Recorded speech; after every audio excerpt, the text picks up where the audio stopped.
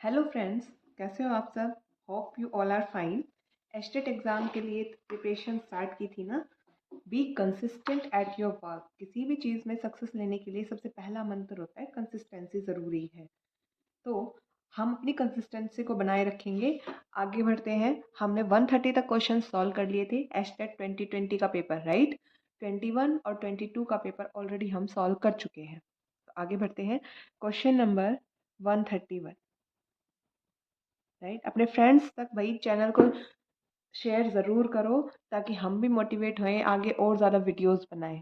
ठीक है। 131 क्या कहता है? The gaseous phase reaction, reaction दी है इसने। PCl5 गैस डिकम्पोज हो रहा है PCl3 gas and Cl2 gas में। Which of the following conditions are correct? कौन सी कंडीशन इसमें करेक्ट है? कंडीशन क्या दी है हमें? एंथैल्पी चेंज और एंट्रोपी चेंज पूछा है। डेल्टा एच मतलब एंथैल्पी, डेल्टा एस मतलब एंट्रोपी चेंज, राइट। अब देखो यहाँ से डिकम्पोजिशन हो रहा है, डिकम्पोजिशन हो रहा है तो नंबर ऑफ मॉलिक्यूल्स बढ़ रहे हैं ना। Product side number of molecule कम है, sorry reactant side number of molecule कम है और product side number of molecules ज़्यादा है। मॉलिक्यूल्स बढ़ रहे हैं, मॉलिक्यूल्स बढ़ रहे हैं मतलब हमारी रैंडमनेस,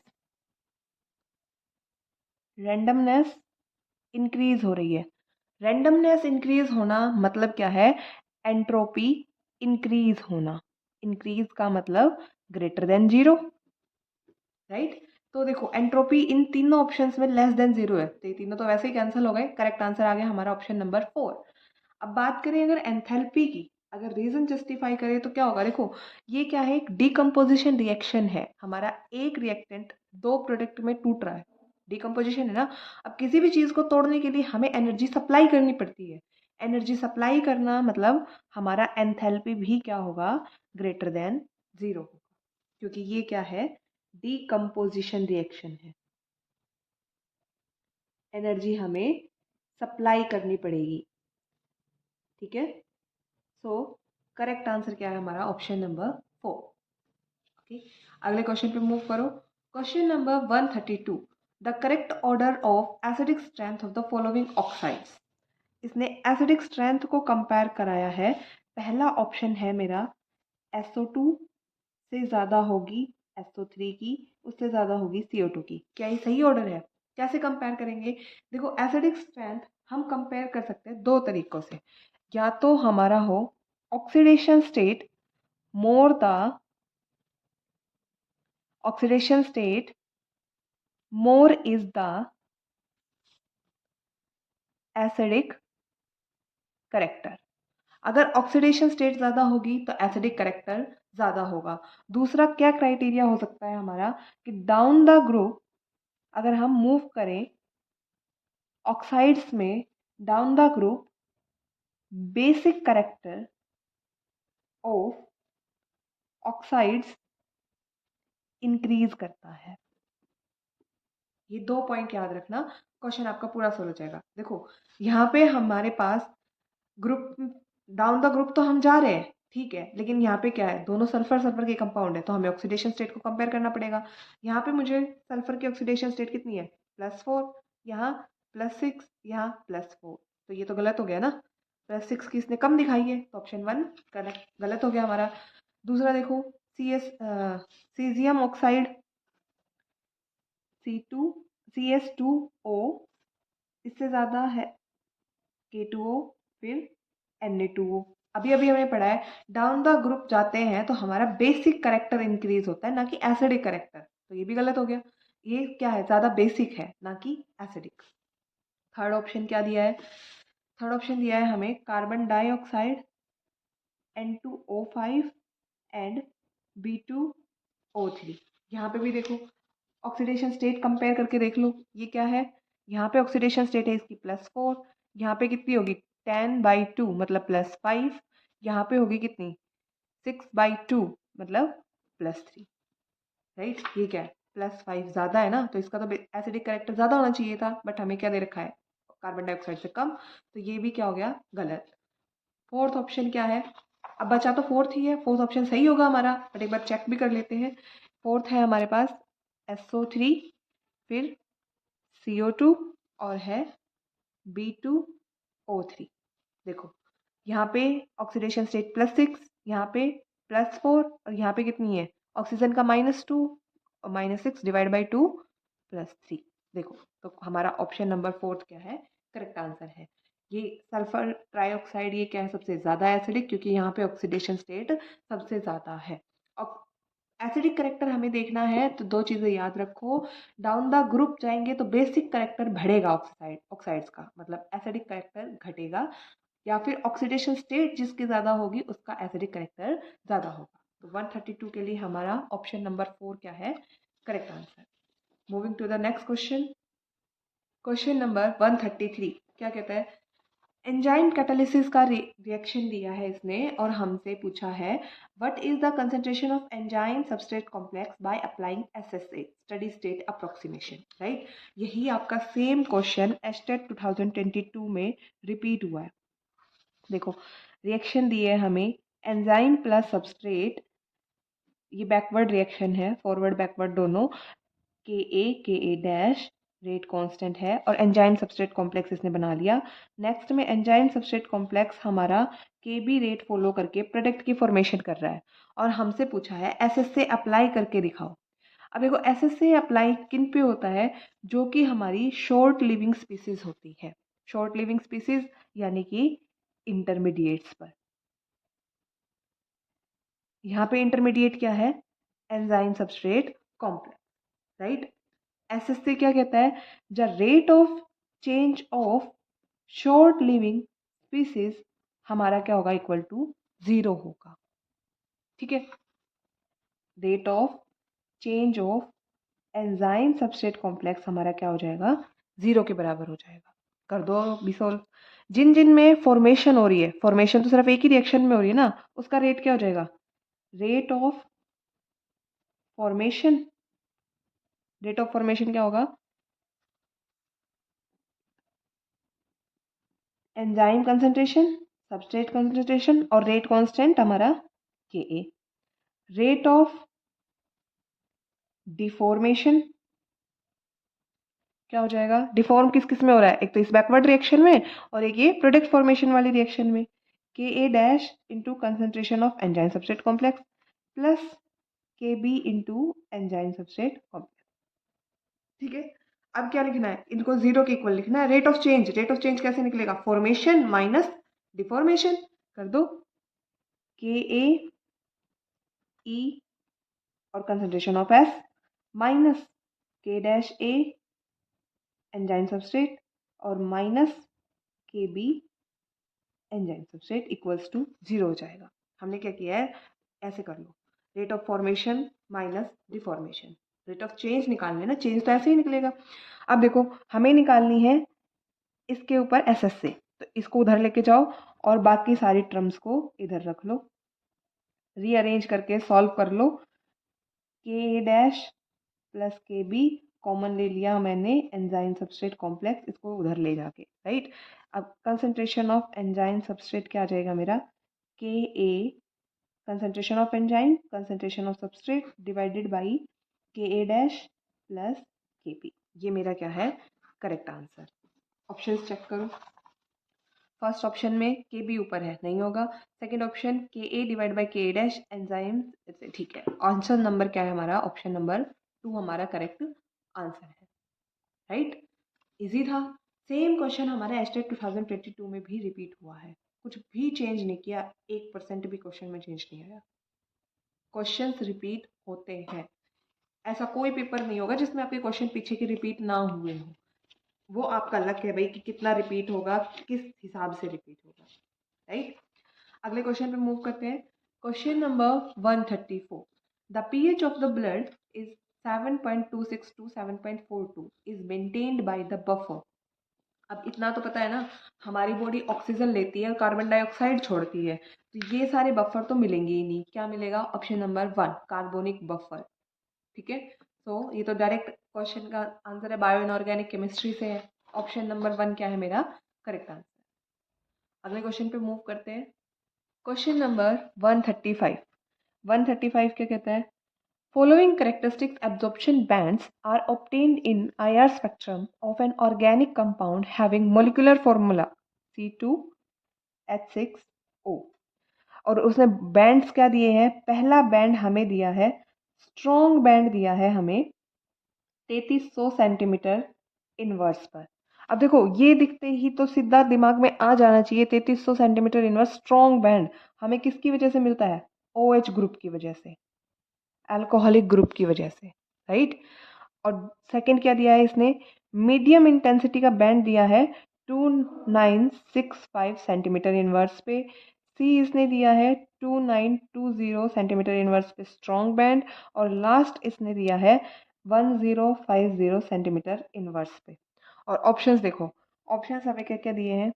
ये ईथर ग्रुप दिया है, अल्कोहल दिया है, ये डाइओल दिया है। देखो डाइओल तो पॉसिबल ही नहीं होगा ना, क्योंकि डाइओल होता तो हमें स्ट्रॉन्ग बैंड नहीं मिलता, एक ब्रॉड बैंड मिलता, राइट। और कटायंस के लिए हमारा IR स्पेक्ट्रा इतना कुछ खास स्पेसिफिक देता नहीं है, तो ये दोनों ऑप्शन तो वैसे ही कैंसिल हो गए। और यहाँ से मुझे मिल रहा है OH ग्रुप, तो मेरा ऑप्शन नंबर सेकंड क्या है? Correct answer. IR वगैरह के इतने डिफिकल्ट क्वेश्चन नहीं आते, एक या दो बैंड ऐसे स्पेसिफिक दे देता है जिनसे हमें पता चल जाता है कि हमारा कंपाउंड होगा कौन सा। ठीक है, अगले क्वेश्चन पे मूव करो। Question number 136। 136 क्या कहता है? How many proton NMR signal will be obtain respectively in the following compounds. Compounds क्या क्या दिए हैं, एक बार कंपाउंड बना लेते हैं हम जल्दी से। देखो हमें ये कंपाउंड दिए गए हैं, राइट। पहला कंपाउंड, इसमें देखो केमिकल सिग्नल हम कैसे निकालते हैं? NMR सिग्नल निकालने के लिए जो प्रोटॉन्स सेम एनवायरनमेंट में होंगे वो सारे के सारे सेम सिग्नल देंगे। डिफरेंट एनवायरनमेंट के प्रोटॉन्स डिफरेंट सिग्नल देते हैं, राइट। अब यहाँ पे देखो ये एक सिग्नल देगा, ये प्रोटॉन सारे सेम हैं, ये सारे हमें एक जैसा सिग्नल देंगे। टोटल यहाँ पे कितने मिलेंगे? 2 सिग्नल मिलेंगे। अब ये देखो टेट्रामिथाइल सिलेन, इसको क्या बोलते हैं? TMS। ये NMR का स्टैंडर्ड रेफरेंस कंपाउंड भी है। ये 12 के 12 प्रोटॉन, सारे 12 प्रोटॉन इक्विवेलेंट होते हैं और ये एक सिंगल सिग्नल देता है शार्प, राइट। TMS को हम रेफरेंस कंपाउंड लेते हैं, राइट। अगला कंपाउंड, यहाँ पे देखो हाइड्रोजन्स को लोकेट करो पहले तो। ये hydrogen hydrogen hydrogen hydrogen hydrogen. अब जो ये ऊपर वाला हाइड्रोजन है, इधर ये एक तरफ क्लोरीन है एक तरफ हाइड्रोजन है, ऐसे ही इस वाले हाइड्रोजन के एक तरफ क्लोरीन है एक तरफ हाइड्रोजन है, तो ये दोनों हाइड्रोजन सेम हो गए, ये दोनों सेम सिग्नल देंगे। अब ये नीचे नीचे वाले तीनों प्रोटॉन आपस में सेम है, ये इसके दोनों तरफ हाइड्रोजन, इस हाइड्रोजन के भी दोनों तरफ हाइड्रोजन, तो ये दोनों भी सेम सिग्नल देंगे। अब ये लेकिन ऊपर कनेक्टेड है हाइड्रोजन से, लेकिन ये हाइड्रोजन कनेक्टेड है क्लोरीन से, तो ये अपना डिफरेंट सिग्नल देगा। तो यहाँ पे टोटल 3 सिग्नल मिलेंगे। ऐसे समझ में आते तो ठीक है, अदरवाइज प्लेन ऑफ सिमेट्री लगा के देख लो। देखो ये ऐसे मैं इसको रखूँ, ऐसे काटूंगी तो ये प्लेन ऑफ सिमेट्री लगेगा ना, बीचों बीच से जो प्लेन ऑफ सिमेट्री से रिफ्लेक्ट होते हैं वो सेम सिग्नल देते हैं। तो ये दोनों सेम सिग्नल देंगे, ये दोनों सेम सिग्नल देंगे, ये कट हो रहा है, ये डिफरेंट एनवायरनमेंट में, ये अपना अलग सिग्नल देगा। टोटल 3 सिग्नल मिलेंगे हमें यहाँ पे, ठीक है। अगला देखो यहाँ पे अल्कोहलिक एक सिग्नल, ये दूसरा, ये हमारे पास तीसरा सिग्नल, ये हमें देंगे चौथा सिग्नल, और ये अपना अलग 5वां सिग्नल। यहाँ पे टोटल मिलेंगे 5 सिग्नल। हालांकि CS इसमें आपके एस्टेट के पेपर में इसके आंसर ऑप्शंस गलत दिए हुए हैं। देखो पहला हमारा देता है 2 सिग्नल, उसके अकॉर्डिंग तो ऑप्शन नंबर 1, ऑप्शन नंबर 3। दूसरा हमें देगा 1 सिग्नल, तो हमारा आंसर तो आ गया ऑप्शन नंबर 1। लेकिन आगे देखो यहाँ पे 3 सिग्नल, और ये डी के लिए तो इसने 2 ही सिग्नल दिए हैं, गलत है ये, राइट। तो ऑप्शन तो हमारे ये गलत है, लेकिन जस्टिफाई हम इसको कर चुके हैं। According to that option number 1 हमारा क्या है? करेक्ट ऑप्शन है। इसके लिए एचटेट ने ग्रेस मार्क दिया था, क्योंकि ये एचटेट वालों की गलती थी, ऑप्शन इन्होंने सारे सही नहीं दिए। अगले क्वेश्चन पे मूव करते हैं। Question number 137। देखो 137 क्या कहता है? The stability order of oxides, peroxides, superoxides of alkali metals is. देखो भाई पहली बात तो ये सारी अलग अलग क्लासिफिकेशंस है, ऑक्साइड्स, परऑक्साइड्स, सुपरऑक्साइड्स। हम अलग अलग कैटेगरी के बंदों को कंपेयर थोड़ी कर सकते हैं एक साथ, जिनकी स्ट्रेंथ सेम होगी, जो सेम नेचर रखेंगे उनको कंपेयर कर सकते हैं। तो ये क्वेश्चन भी एस्टेट ने गलत पूछा था, इसके लिए भी उन्होंने क्या ग्रेस मार्क्स दिया था। कंपैरिजन ही डिफरेंट क्लासेस के बीच में कर दिया उठा के। ठीक है, तो इसके लिए भी उन्होंने ग्रेस मार्क्स दिया था। नेक्स्ट क्वेश्चन पे मूव करो। Question number 138।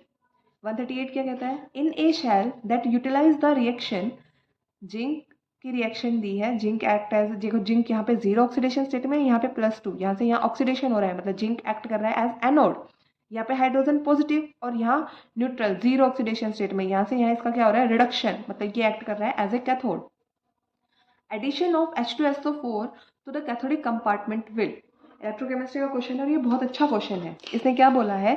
रिएक्शन दे दी हमें 138, जिंक सॉलिड फॉर्म में है और यहाँ पे H2H पॉजिटिव एक्वस, ये कम पर जिंक का तो हो रहा है ऑक्सीडेशन और H2 जा रहा है न्यूट्रल स्टेट में। देखो ये क्या एक्ट कर रहा है? एज ए एनोड, ऑक्सीडेशन हो रहा है। ये यहाँ से यहाँ क्या एक्ट कर रहा है? एज ए कैथोड, यहाँ क्या हो रहा है? रिडक्शन हो रहा है, राइट। इसने क्या पूछा है? अगर हम इसमें H2SO4 डाल दें कैथोडिक कंपार्टमेंट में, कैथोड है ना यहाँ पे, तो मेरे ई नोट शेल पे, ई नोट शेल पे क्या इफेक्ट पड़ेगा? देखो अगर मैं यहाँ पे H2SO4 डाल दूँ, मतलब क्या हो रहा है? मेरा H पॉजिटिव आयन की कंसंट्रेशन इंक्रीज कर रही हूँ मैं, यही हुई ना बात। जब हाइड्रोजन आयन की कंसंट्रेशन इंक्रीज करूंगी तो यहाँ पे मेरी इंक्रीज हो रही कंसंट्रेशन, तो इक्विलिब्रियम कहाँ शिफ्ट करेगा? इक्विलिब्रियम शिफ्ट्स टुवर्ड्स राइट, बढ़ जाएगा ना। जब लेफ्ट हैंड साइड पे रिएक्टेंट की कंसंट्रेशन बढ़ेगी तो मेरी प्रोडक्ट फॉर्मेशन स्टार्ट हो जाएगी, इक्विलिब्रियम राइट की तरफ शिफ्ट होना शुरू हो जाएगा। अब देखो options, increase in the E naught cell and shift in the equilibrium to right. B option क्या कहता है? Equilibrium right, equilibrium left, equilibrium left. तो दो ऑप्शन तो मेरे कैंसिल हो गए, फर्स्ट या सेकंड ही मेरा करेक्ट आंसर होगा। अब ई नोट शेल मेरा इंक्रीज होगा या घटेगा ये देखना है। अब ये कैसे देखें? ये पता चलेगा नंस्ट इक्वेशन से। नंस्ट इक्वेशन क्या कहती है हमारी? ई शेल क्या होता है? E cell equals to E naught cell minus R T divide by N F, L N of, यहाँ पे कंसंट्रेशन ऑफ एनोडिक कंपार्टमेंट आता है, divided by cathode, right. Anode का मतलब क्या हो जाएगा? Concentration of zinc 2 positive ion, और कैथोड का मतलब क्या हो जाएगा? Concentration of H positive ion, और उसका क्या हो जाएगा? Square, right. आर क्या है? कांस्टेंट, गैस कांस्टेंट है। टेम्परेचर भी मेरा कांस्टेंट हो गया। Number of change of electrons या मोल्स वो भी कांस्टेंट हो गया। एफ फैराडे कांस्टेंट, ये भी कांस्टेंट। तो देखो हमारा चेंज कहाँ हो रहा है? सिर्फ H पॉजिटिव आयन की कंसंट्रेशन में। अब H पॉजिटिव आयन हम बढ़ा रहे हैं, ये इंक्रीज कर रहे हैं, हम ये इंक्रीज कर रहे हैं, डिवाइड में है ना, H पॉजिटिव आयन की कंसंट्रेशन इंक्रीज हो रही है, तो ओवरऑल मेरा factor R T upon N F, L N of Zn2 positive और डिवाइडेड बाई H पॉजिटिव का स्क्वायर। जब किसी भी चीज़ में डिवाइड में इंक्रीज होता है तो ओवरऑल क्वांटिटी मेरी क्या होगी? डिक्रीज। अब ये पूरा फैक्टर कम हो रहा है और ई नोट शेल में से मैं इसको घटा रही हूँ, तो मेरा ई शेल क्या हो जाएगा? ओवरऑल कम क्वांटिटी घट रही है, कम क्वांटिटी घट रही है, मतलब ये क्या होगा? इंक्रीज होगा E cell, right. So option number 1 मेरा क्या है? Correct answer, increase the E cell and the shift in equilibrium to the right side. Okay, समझ आया? अच्छा क्वेश्चन है, इंटरेस्टिंग है, बस थोड़ा सा ट्विस्टिंग है। तो ऑप्शन नंबर 1 मेरा क्या है? करेक्ट आंसर, क्वेश्चन नंबर 138 के लिए। अगले क्वेश्चन पे मूव करते हैं। Question number 139। 139 अगेन इलेक्ट्रोकेमिस्ट्री का ही क्वेश्चन है। A current of 9.65 ampere is passed through aqueous solution of NaCl using suitable electrode for 1000 second, given that 1 faraday equals to इतना होता है आपका 96500 coulomb, the amount of NaOH electrolysis is. भाई बहुत बार तो मोस्टली तो फैराडे सेकेंड लॉ से क्वेश्चन आता है, इस बार इसने क्या दिया आपको? फैराडे फर्स्ट लॉ से क्वेश्चन दिया है। कैसे निकालते हैं? सीधा फॉर्मूला है, कुछ नहीं निकालना, हमें वेट निकालना है ना। इलेक्ट्रोलाइसिस में कितना फॉर्म होगा? वेट फॉर्म्ड, कैसे निकालेंगे? सीधा क्वेश्चन है। वेट फॉर्म्ड हमारा क्या होता है? ZIT। Z क्या है? Z है हमारा इसका molecular weight, molecular weight, I क्या है करंट, और T क्या है मेरा टाइम। राइट, कर दो, सारी चीज़ें रखनी है सिर्फ। ये क्या है 40 ग्राम इनटू करंट क्या है, आई की वैल्यू दी है मुझे 9.65 एम्पियर, और टाइम कितना दिया है 1000 सेकेंड। राइट, और देखो अब मुझे इतना पता है कि मेरा करंट एम्पियर में दिया है, इसको मुझे कन्वर्ट करना पड़ेगा। कन्वर्ट कैसे करूँ, डिवाइड कर दूँ मैं इसको 9650 से 96,500 से, फराडे में कन्वर्ट हो जाएगा फिर ये, तो मेरा करेक्ट आंसर भी आ जाएगा। सॉल्व करो इसको, यहाँ पे पॉइंट है, पॉइंट को हटाएंगे तो यहाँ पे मल्टीप्लाई विद 20 करना पड़ेगा। इसको घुमा फिरा के कैसे भी सॉल्व करो, देखो यहाँ से ये 100, ये 1000 से कटेगा, एक 0 बचेगा, ये इससे कट गया, सीधा आंसर क्या आ गया मेरा 4 ग्राम। डैम इजी क्वेश्चन था, कोई भी डिफिकल्टी वाली कैलकुलेशन तो थी ही नहीं, इजी कैलकुलेशन बेस्ड है। राइट, आंसर क्या आ गया मेरा 4 ग्राम। बस यहाँ पे ये याद रखना, ये फॉर्मूला तो आपको याद रह जाएगा ZIT, लेकिन यहाँ पे मेरा करंट एम्पियर में दिया है, मैं एम्पियर को फराडे में कन्वर्ट करूंगी। राइट, कूलम में कन्वर्ट करेंगे, कूलम में कन्वर्ट करने के लिए मुझे क्या करना पड़ेगा, फराडे से डिवाइड करना पड़ेगा। क्वेश्चन नंबर 140, नेक्स्ट क्वेश्चन क्या कहते हैं, identify the correct statement for the elemental sodium. Sodium के लिए, सोडियम क्या है मेरा एक अल्कली मेटल है, सोडियम रिएक्ट करके क्या बनाता है Na पॉजिटिव प्लस इलेक्ट्रॉन। तो देखो पहला point, it is a strong oxidizing agent, oxidizing थोड़ी है ये, तो खुद का ऑक्सीडेशन कर रहा है, खुद का ऑक्सीडेशन कर रहा है, मतलब ये क्या है एक रिड्यूसिंग एजेंट है, तो पहला ऑप्शन तो गलत हो गया। It can be extracted bye electrolysis of aqueous solution, भाई एक्वस सॉल्यूशन तो बहुत सारे होते हैं, किसका एक्वस सॉल्यूशन स्पेसिफिक नहीं है, तो गलत। Its density is lower than potassium, नहीं, पोटेशियम से इसकी डेंसिटी कम नहीं होती, ज़्यादा होती है। फोर्थ ऑप्शन क्या है, इट इज इजीली ऑक्सीडाइज, ये ऑप्शन क्या है हमारा करेक्ट आंसर। तो ऑप्शन नंबर 4 क्या है इसके लिए correct answer. Thank you, that's all for today. Video को लाइक शेयर और सब्सक्राइब ज़रूर करना, नेक्स्ट पार्ट में हम इस पेपर को कंप्लीट कर देंगे। ओके